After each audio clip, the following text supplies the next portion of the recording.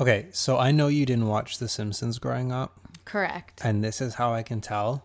What? I think you're replacing the toilet paper incorrectly. What do you mean replacing it incorrectly? Whenever when you it's put it back on the roll, you put it the wrong way. I've been throwing it on the thing. I've not been paying attention. I know, but you're constantly doing it where like comes under instead of going over. Yeah, that's the way it's supposed to be anyways. No, it's supposed to be over. You pull it down. No, it's under. You pull it down. In a hotel, they do like the little origami on the I don't care what they ends. do in a hotel. I hate how they have it in a hotel. Okay, so you can't say it's supposed to and just say, oh, it's my preference. Well, you're not saying it's your preference. You're I'm telling me I'm the doing way it wrong. Should be, exactly. And I'm the saying Simpsons. that I don't care what The Simpsons does. Lad, they predicted everything in this Lad, world. I don't give a rat's butthole, okay?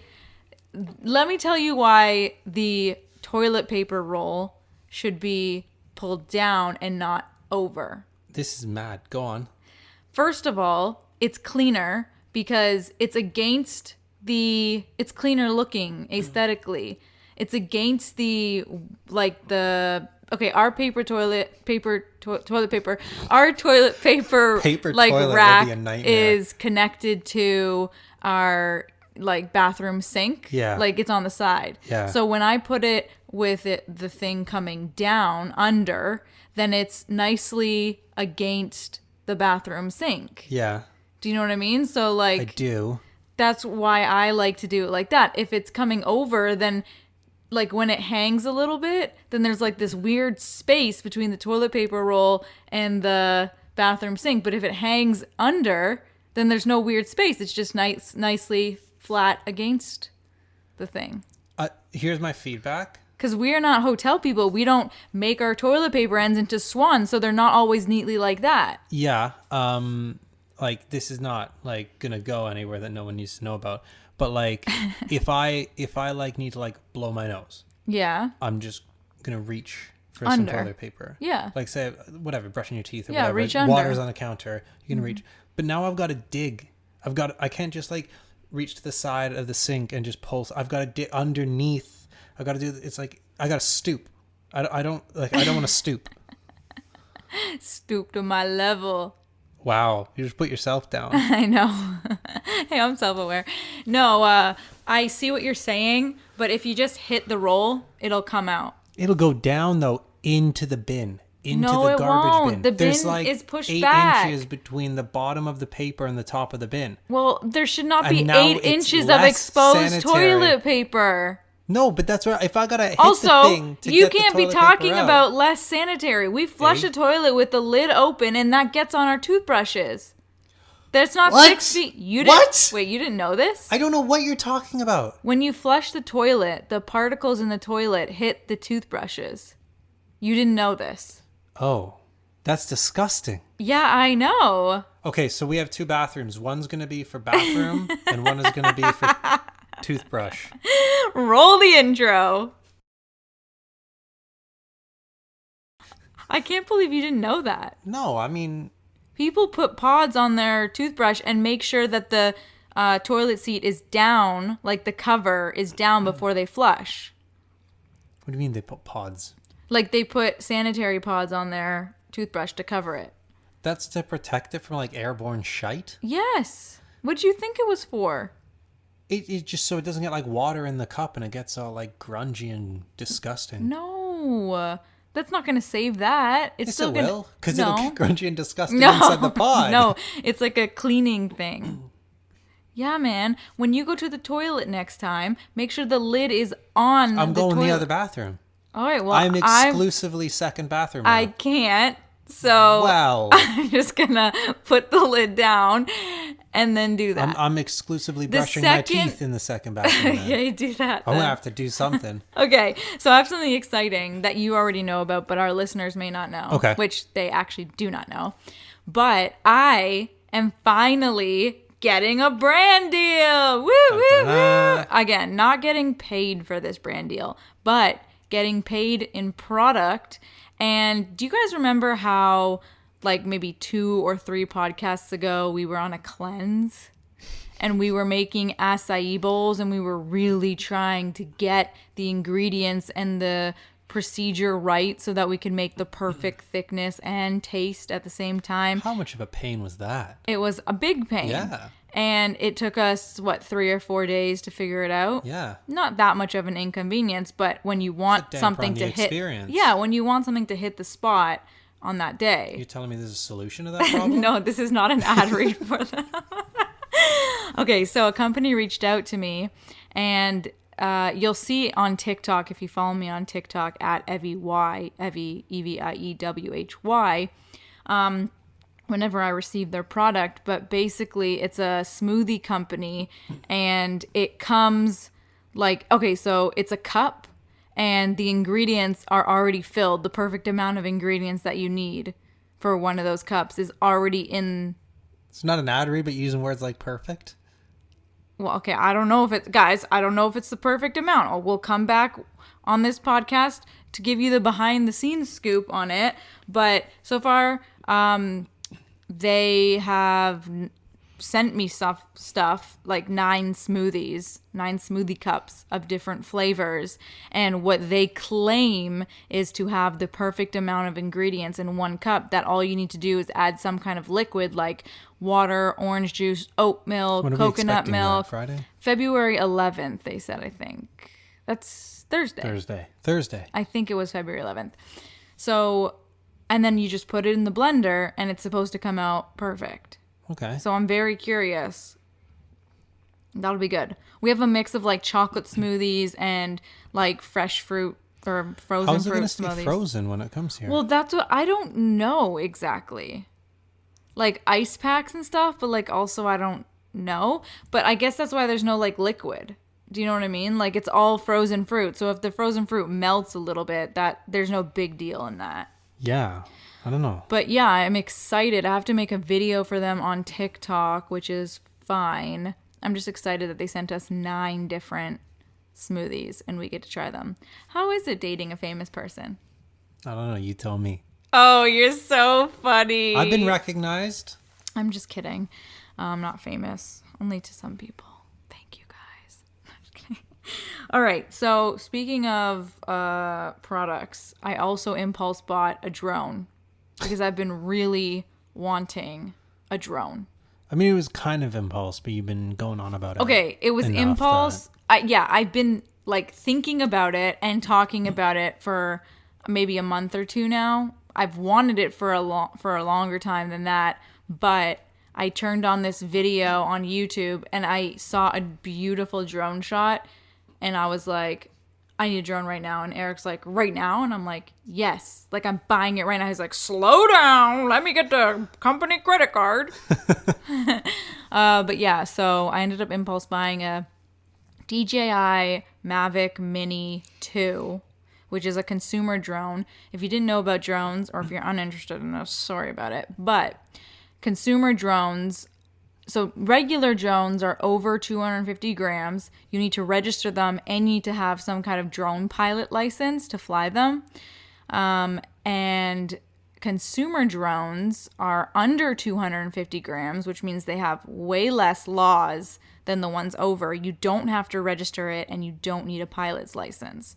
So DJI, oh my God, this is not a product ad, but DJI makes drones that are 249 grams. That can't be. Like, I want to get a scale and we weigh have this. a scale. It's such like a loophole. Oh my God, go weigh the drone. It's not going to register in grams on a standing scale for a person. Oh, okay.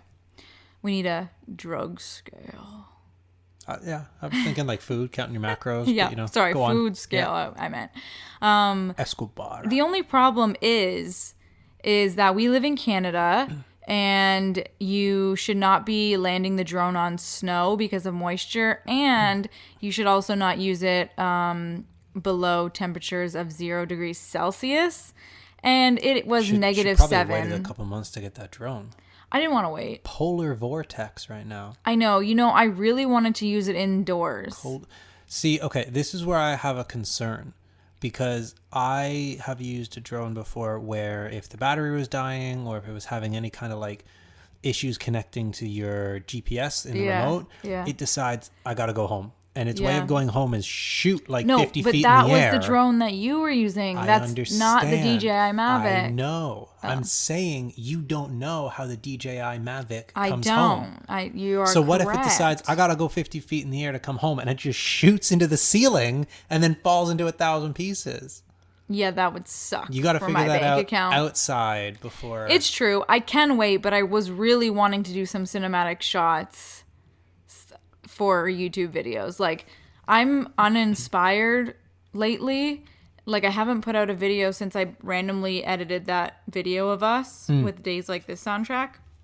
And I don't know why I've been uninspired. I feel like a little bit of in a rut. I'm coming out of that, which I'll tell you about in a second. But I really thought that this drone was just going to give me a new perspective, because the perspective that the drone gives is not really... It's clever. What do you mean it's clever? New perspective. What? It's a like. Oh, it's a different... The drone Yeah. gives you a different perspective? Yeah. Yeah, okay. Pun unintended, but works. But yeah, I just wanted like something to be excited about. And that's why I got it. So what have you impulse bought lately? Anybody? Anywhere? Please Text in. tell me I'm not alone. But Are anyways, you we didn't... concerned about flying this thing? Like birds and that? No, I'm not concerned. Maybe I should be? I have constant anxiety when I've flown drones. I don't I've have had that 2 or 3 same... bad experiences, and it's just... Remember, guys, Eric and I borrowed his sister's boyfriend's drone, work drone, and we flew it over a cliff, like over water, in the summer of 2019. Yeah. And Eric started to panic because the drone... I had spun it, so I'd spun the drone like 180 degrees to film us. Yeah. And then what happens is down, like instead of down being come towards you, down is go away from you because the thing is turned around. Yeah. So I felt like it was going the wrong way. And when you panic and forget that it's facing the wrong direction, you do the thing that's instinct. And it just kept shooting out over Lake Ontario. Oh my God. And then he started getting snappy with me. Well, because you're And like, then oh my God, there's a bird. I'm like, that's really what I need to hear right now. I filmed the whole thing. Okay, you know what? First of all, I thought the drone was a bird. I couldn't see it. Yeah. Second of all, was that drone under 250 grams? I don't know. Oh. But see, I also, okay, that was one of the bad experiences. The other thing is I literally had a bird dive bombing it while I was filming. Like I was getting footage of a building and it went right up in the air, and there's 2 birds going swooping at the thing. There must have been a nest nearby. Wow. And there's no, to me, the only way I could get that was pressing the home button. Yeah. It shot up and came back down, but it's not, I don't know. They're too expensive for me to not have anxiety when they're up there. They're definitely expensive, but I'm hoping it works out for me. It'll I know look cool. You haven't had much success, but that's okay. I had a lot of success. Like, I got really good footage. That was my intro into the next topic. Well, what do you mean? I was going to say, since you haven't had much success, do you want to know what I've been having success in? Okay, but you should have picked something I wasn't successful at. But you weren't successful at the drone flying thing. You just said you had multiple bad experiences. Yeah, but like broadly, like it leveled out in the end because... What are you successful at? Okay, well, guys, you know how I was just talking about like 2 minutes ago how I've been in a rut, but I've kind of found something that is making me excited again? That is... Cooking! Yay! No, it's writing. And my mom would say, soup. Oh, right. Okay. Hello, it's on the stove. It's a lead. Just explain. What? I don't know. Just give a little insight. To me, I like hearing what people are eating for dinner. Oh, okay. What did you make for dinner? That wasn't the topic, though. Just a little segue. Okay, little segue. Or a little tangent. For dinner, Tangent. we're making soup. Evie's making soup. Yeah. Housewife Evie is making soup. And it's because we had some, you know, when you have rogue ingredients in your fridge and you're like, what can I make? The best thing you can do? Put it in a soup. Basically, this one was sweet onions, zucchini, soup mix. Literally look up soup mix on walmart.com.ca, whatever you are. Another shout. There's like ad placements. Wow, we really need ads. Yeah. We need people to pay us for these ads. Brought to you by Walmart. Yeah. I would love to. Give us our groceries half off even. Forget about free. No, yes to free. If anyone knows how to work out a deal with Walmart. All right, send this podcast to all of your closest friends. Let's get more people listening so that we can have better analytics. Okay, anyways, so we're making soup, and it's zucchini, carrots, onions, and soup mix with broth, and then seasoned with salt, pepper, and oregano. All right, so back to my success. Yeah. So my mom would say that I have always been a writer, which she is not wrong. I've always loved film and video editing and making because of the storytelling aspect, the writing aspect. So I decided, I mean, most of you know this, but I did end up writing a mini book on 9offline.com about love. Is that still available? It is still available at 9offline.com. Wow, somebody should be paying me for that. Okay, so I decided I was going to start writing on Medium as well because I liked that process so much. And Medium has a partner program, so it's like the YouTube partner program, but on Medium, anybody can join. You don't have to have a certain amount of followers or read time. So Eric and I joined this. When did we join the Medium partner program? Oh, that was one of the things I wanted to learn in the first lockdown. 2020. Yeah, like first lockdown, May? Summer. May? I think May 2020. So Eric and I joined. We put in all our information and we became partners. And then this year I was like, you know what? I'm going to start writing frequently on there. I wanted to write once a week. Unfortunately, I didn't know that it took so long to get into publications, which I didn't even think about prior to. Otherwise, I should have done the writing in December. Do you want to explain publication? Because I didn't know about that till. Yeah, so publications are basically like online magazines or mini websites that users on Medium can follow. And so like instead of following a specific writer, you can follow a specific publication. So like there are publications about love, publications about tech, publications about fulfillment and happiness. And these publications usually have more followers than writers themselves. So the best way as a new writer to get yourself seen is to submit to these publications. I wrote an article, my second article about being blind 5 times. I submitted it to one publication. I don't actually know if it worked, but they didn't email me. So I'm assuming it either didn't work or I didn't get in. And then I said, okay, instead of publishing it to a black hole, I'm going to try another publication. It'll delay the publishing of my story, but maybe I could still get eyeballs on it. I applied to be a writer for The Ascent, which is a publication on Medium. A week and a bit later, I got accepted as a writer.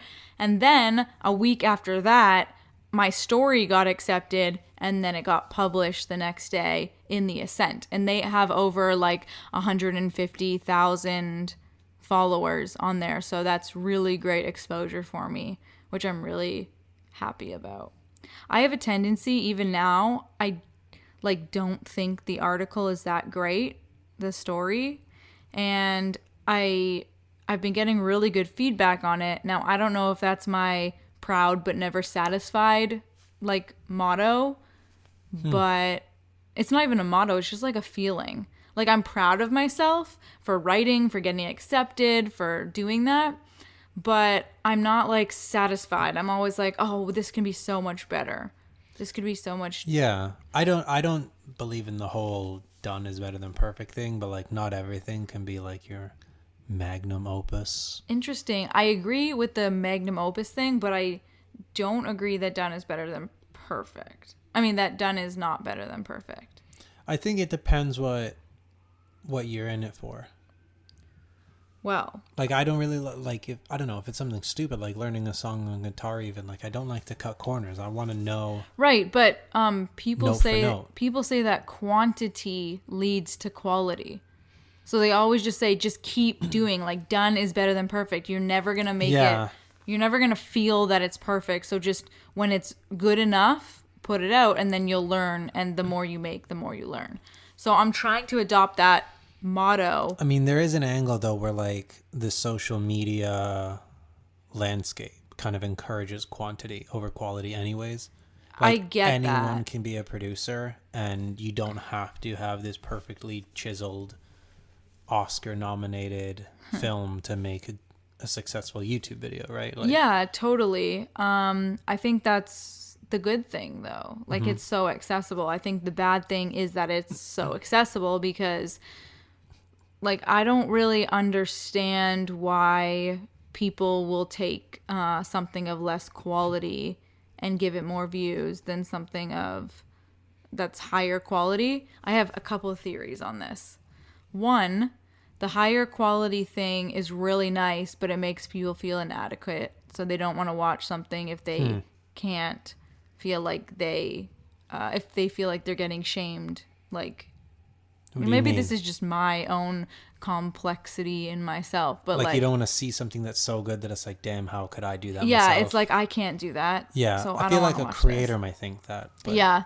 And then another reason is because something so good like that may take time, so they're not posting consistently, so out of sight, out of mind. And three, it's like unrelatable sometimes if something is so high quality. It feels like a fantasy, not like something that somebody else can relate to. Yeah, I get that. I don't know. I enjoy the high quality I feel stuff. like it's really though the algorithm Yeah. space where it's just like, oh, like more content, longer content. It's Yeah. easier to produce more content and longer content if you're just doing these rambly, like, I don't know, I'm doing my makeup on camera videos. So you know what I found a lot rather is than that scripting like a short film. yeah, but people, this is so weird to me, but people who just talk about how to get big on YouTube get big on YouTube by doing that. Yeah. It's so weird. People who talk about getting big on TikTok, that's how they become big on TikTok. They don't become big on TikTok and then talk about how they became big on TikTok. They just start with, oh, I'm going to tell you how to become big on TikTok, and that's how they become big. It's so weird to me. Yeah. It's like a I would weird never niche in I would general. never learn from a chef who's never cooked before, who decides they're going to teach me while they're learning that Yeah. or while they're doing. It doesn't really make sense to me. Speaking of medium, should we move on from this? I don't know content? where we are Okay. anymore. So speaking of medium, I wrote another article. Yeah. I want to get into a different publication, so I don't know, because this article is about love. The last article that I wrote was What Going Blind 5 Times Taught Me. It was all in my head. That was about happiness and fulfillment. This next article is called How Being Told You're Not Marriage Material Will Save Your Life. I forget the subline to that. Oh, how Save your knowing... life? Yeah, will save your life. I know it's a bit dramatic, but I also say that in the first couple of sentences. But how knowing why you're not right for someone is a good thing or something like that. But anyways, when I was telling you about this article and my way of thinking, you had an opposing opinion. Yeah. First, what are we even talking about? So I wrote in the article that I like asking people why they don't want to be with me, why they unfollowed me, like very taboo questions that seem like they're going to inflict pain on me because the response is probably going to be a negative one. But first of all, if you think of it as a personal gain, feels like less of a blow because you're like, I don't care what you have to say, this is helping me. But it really is helping you because it's helping you become more self-aware. So I think that you need the negative opinions and you need people to tell you their opinion of you so that you can download that information, like put it against the information that you already think is true about yourself, and then think, oh, is this something that I should actually consider and work on, or is this a load of BS and they just don't know what they're talking about? So I like to objectively evaluate myself, knowing all of the facts, knowing how people perceive me, because I'm not going to know I personally am not going to know how people perceive me and my actions and my words unless I go to the source and actually ask them how they perceive me. You have a sort of a different opinion on this. Yeah. What's your opinion? I think that if you ask someone for that, you have to weigh their opinion correctly. So I kind of consider like my opinion the dollar and their opinion the yen. Well, Like, but that's you what need I'm like saying. 1,000 people's opinions to form any kind of thing that I would even take on board. So that's what I missed from my explanation, is that if you think that your opinion weighs more than anyone else's opinion, then asking everybody for their opinion of you when the time comes can only help you. It can only give you valuable information because you already have this shield of self-awareness. Well, maybe. It's only valuable if you consider it valuable. And I only consider it valuable if it's coming from someone whose opinion I'd respect to begin with. Right. So a random person Yeah. or someone who I've met once or twice or whatever, Yeah. I really don't care what they have to say because they don't know enough about me to put their opinion in context with the rest of my character. Yeah. That's where we differ. Is because I take everyone's opinion. I feel like if I'm going to take a stranger's good opinion of me, then I have to take a random stranger's bad opinion of me, no matter how much they know about me. Yes, but are you giving it the correct weighting? Like if your mom or your sister gave you an opinion, is that getting weighed 100 times more valuable than It's random account? I don't know the answer to that. All I know is that my opinion weighs more than everyone else's. Mm-hmm. So I don't know. I think if my mom or my sister or my family members said something about me, it might elicit like an immediate reaction.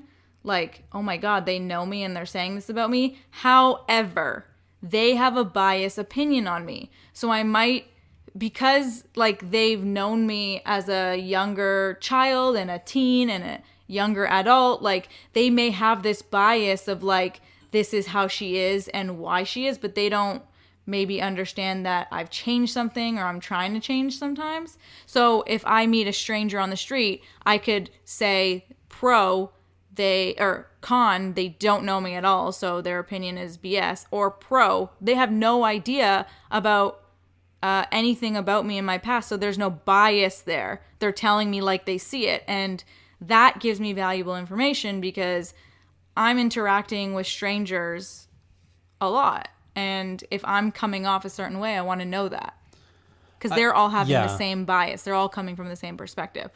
So, to use another money metaphor, Yeah. to me, it's like I don't pick up coins on the ground. Yeah. I'll pick up a bill. Yeah. 'Cause that's worth something. Yeah. But like random people's opinions or faceless people on social who may follow or unfollow me are like a penny Yeah. or a nickel on the ground. Like Yeah. I'm not going to waste my time and pick that up, or because I mean to do that then like I'd have to collect all the nickels before I can even get a $5 bill. So Right. if I only look for $5 bills, then I don't have to worry about collecting every single nickel I find. Right. I'm only going after... I get it, and maybe I should change my... So I wrote your opinion from my eyes in the piece, in the story, and I wrote that, like, you approach it by not valuing irrelevant opinions. You tune out the noise.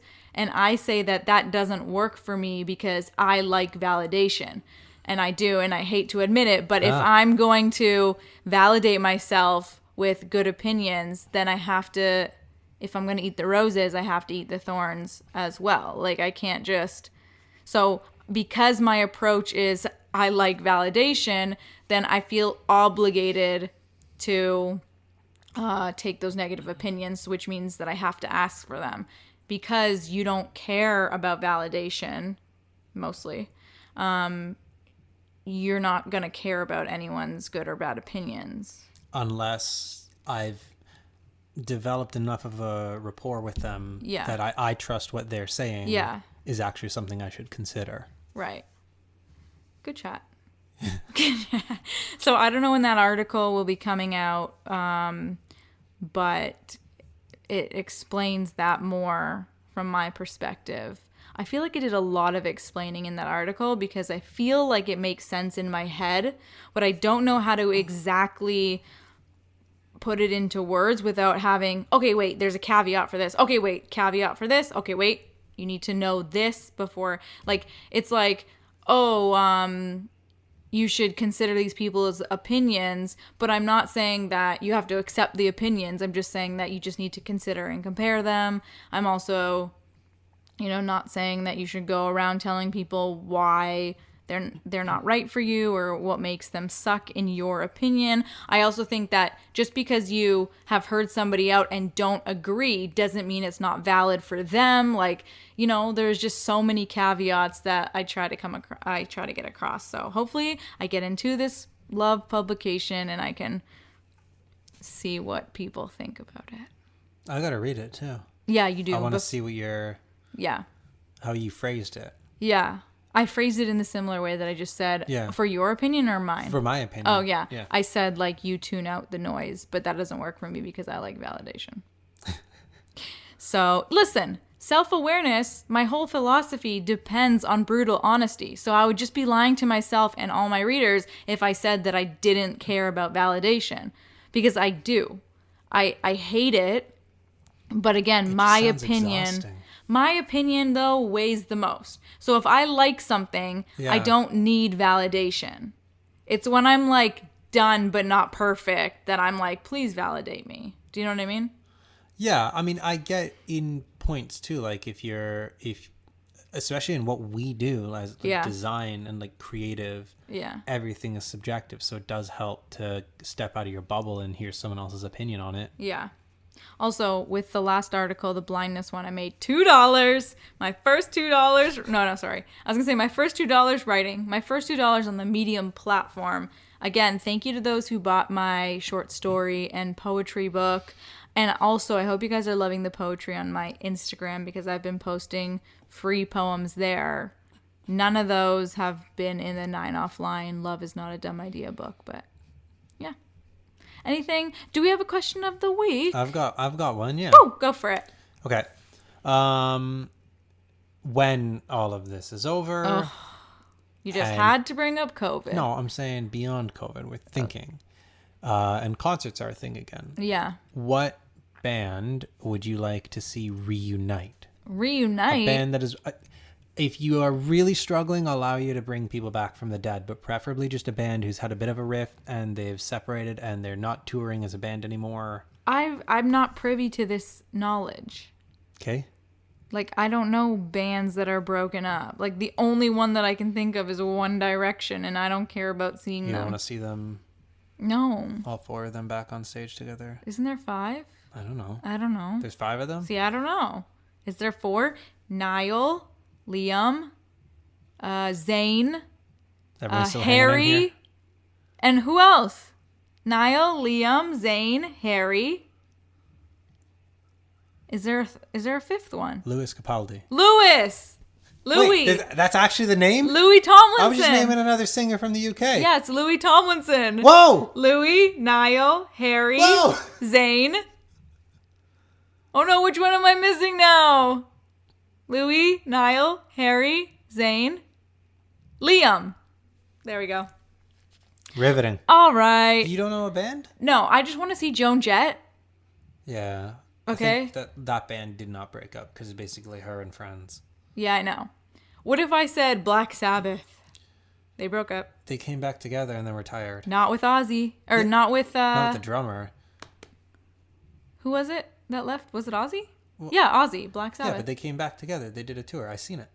Oh, But the drummer had like Alzheimer's or something. Privy to this. He couldn't drum. What is your answer? Probably Oasis. Oh. They're both bell ends, but I feel like it would be a great tour if they came together and played together. Good for you. Again. Destiny's Child, baby. There's an answer. I don't know. Would you go to that show though? Possibly if you would come with me, but you don't like R&B. How could you not like R&B? It's not that I don't like it. I'd rather, if I'm going to hear it, I'd rather it be with a woman's voice. Oh, okay. All right. See you guys next week. Which band would you like to see that is broken up or possibly dead? Okay, goodbye.